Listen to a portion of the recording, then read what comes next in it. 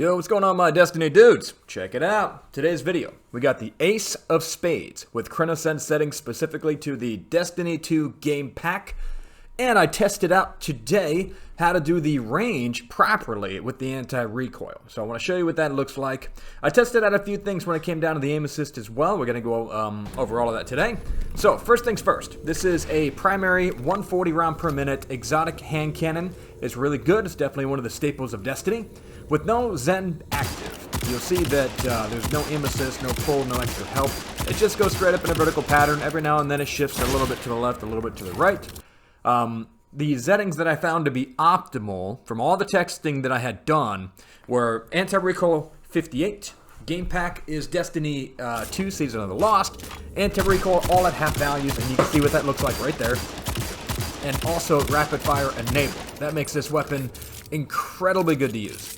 Now, in this, what I did was I messed around a little bit with the anti-recoil around 55. Shooting directly at the head, you'll notice that even with aim assist and whatever else, it tends to have a little bit of that kick still.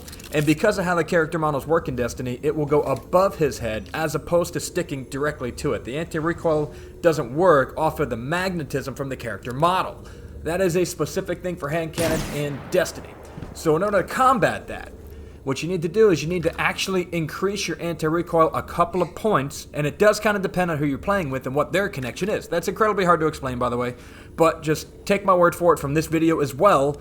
What we're going to be doing is increasing, as you see, this is at 55. Look, it's going above his head, even though I've got all the settings, and when I practice and shoot directly to the wall, it still puts it into this position where it's shooting straight. But when there's a character model there, it tends to still bounce up the hand cannon. So no matter what you're doing, that's what's going to happen. When you increase the actual anti-recoil to about 58 to even 60, then you get that to stop. It kind of helps out a little bit. I guess that's the only way I can put it. All right, so from this moment here, we decided that we were going to test out a bit of range, and that is what we're going for here. So you see from the heavy ammo crate right there, we're about 20 to 30 meters out. The goal is to test as far as possible while keeping the anti-recoil and to keep a headshot as specifically on target as we can, right? So moving as far away as, what is a normal hand cannon range. You'll notice that right there, it still does pretty good at 58 to 60. That's about 35 meters. That, from what I found, 35 meters was a sweet spot for using all the settings that I have optimized this weapon for. Now, I wanted to show you a few more times in a couple of different ways before we get into the gameplay footage. Moving back, I'm at 40. And with rapid fire on, you see all the stickiness from this thing has a lot of fall off, so it doesn't work from there. At 42 meters, kind of the same thing. I'm starting to hit him a little bit, but the same type of thing happens. I don't know if it's because I'm shooting him from an angle, by the way. That's possible. But what I've noticed is like shooting somebody from, let's say, 40 to 42, that seems to be where things get a little wonky. Getting just a little bit closer. Hey, stop that. Just a little bit closer. Look.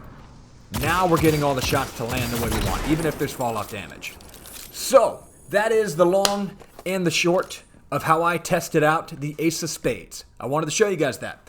I'm going to put these settings up on screen again with a max range value for optimal use of 38 meters, okay? I'm now starting to kind of take all these things and try to progress them in such a way that it's not just the range and it's not just the sensitivity of the controller, but also its effectiveness, and that's what we're going after.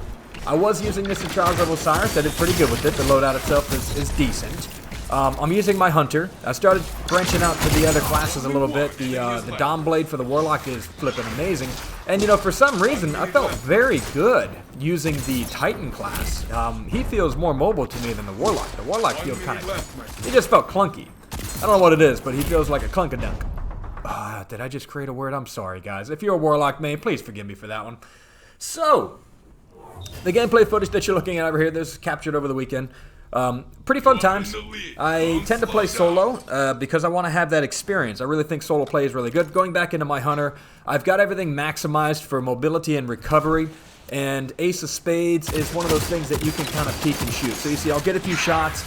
If they're looking at me, I tend to not engage most of the time because of trials. You want your teammates being looked at while you take your shots. So I'm just kind of looking around over here, and he is engaging me, but I know my teammates are going to come up from behind any minute now. Come on, teammates. 1 minute No, left, that's cool. my friend. So anyway, Go on. solo play, dude. You really do have to 1v3 everybody if you're going to play solo. You just have to go in with the mindset that I am going to be the one to win this match every single time. Because if you don't do that, you're going to be frustrated, man. I'm telling you, it's a little bit rough. Yeah, okay, so that's really it. That's the ace. The other thing that I tested with very similar settings was the thorn, and I also tested the last word. I've got separate gameplay video coming up for you guys so you can see those. That'll be pretty quick this week. I'll put those two out so you can see them. But yeah, the ace itself, it's amazing. It's just as good as it ever was. Make sure you put the anti-recoil, depending on your controller sensitivity, to about 58 to 60, because you see how you've got these different terrains, the up and the down, and all of that. If they're up on the box, for example, then it's going to be a little tougher for you to actually get those headshots because of the angle. But if you are down on a flat surface and you're getting hit, a higher anti-recoil value has been, for me anyway, proven to be more effective. So, that's it. Hopefully you guys enjoyed the video. If you got any questions for me, let me know in the comment section. Check out the Discord if you feel like getting some help with the Zen stuff. There is a membership now, so if you guys want to join up and support the channel, I'm really happy to take your money. Okay, that may not be the most tactful way to put that, but you know what I'm saying, man. I'm trying to help you guys out as best I can, and your money does support my channel. So if you got a couple of bucks lying around, throw them my way, and I will keep doing these videos, and we'll keep going from there. All right, my dudes, I appreciate you. Thank you so much for your time. Remember to keep it zen, and have a good day.